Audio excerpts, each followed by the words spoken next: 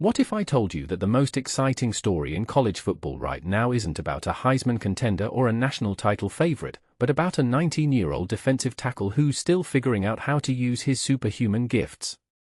Let me tell you about Elijah Griffin, the Georgia Bulldog who's being called as good as he wants to be by his own teammates, and that's saying something in a program that's used to producing NFL stars. Here's the thing, Griffin's not just another freshman with potential. He's the kind of athlete who makes coaches rethink their entire approach to player development, and that's exactly what's happening at Georgia right now.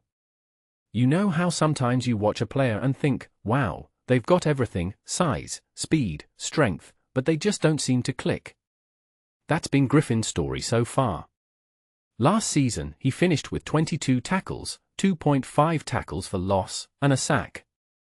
Solid numbers, sure, but nothing that screams All-Sec or even NFL draft pick. And yet, here's the kicker, Kirby Smart, the man who's built a dynasty on trusting his instincts, is already comparing Griffin to some of the greatest defensive linemen Georgia has ever had. But here's what's fascinating, Smart isn't just talking about Griffin's raw talent. He's talking about something far more elusive, emotional intelligence. You see, Griffin's not just strong. He's smiling every day on the practice field, which, honestly, sounds like a superpower in itself. In a world where college athletes are often burned out or disengaged, Griffin's positivity is a rare commodity.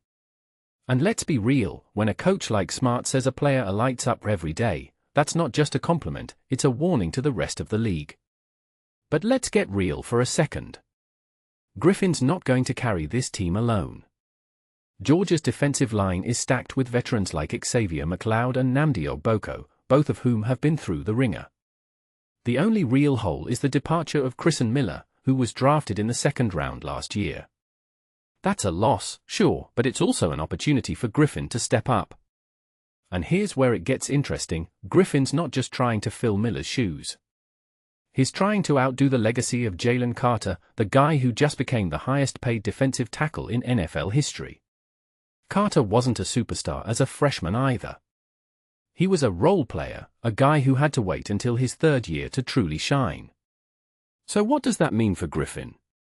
It means he's not just being asked to prove himself, he's being asked to rewrite the script on how long it takes for a defensive tackle to become a legend.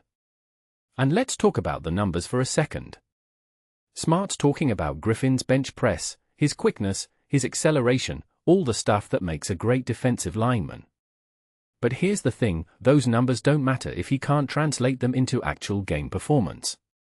You can have the strongest, fastest, most athletic player in the country, but if they can't read plays, adjust on the fly, or make the right decision in the chaos of a college game, they're just another body on the field. That's why Smart's patience is so telling.